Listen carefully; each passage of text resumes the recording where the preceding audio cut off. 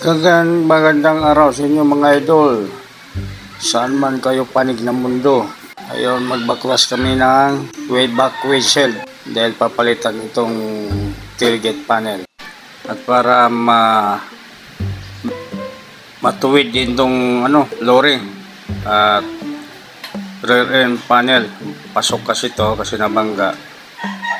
Kaya kailangan baklasin.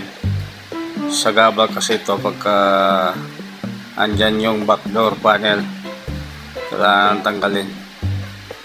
At siyempre pati na rin yung windshield dahil tanggalin din naman talaga yan para may lipat dun sa brand yung panel.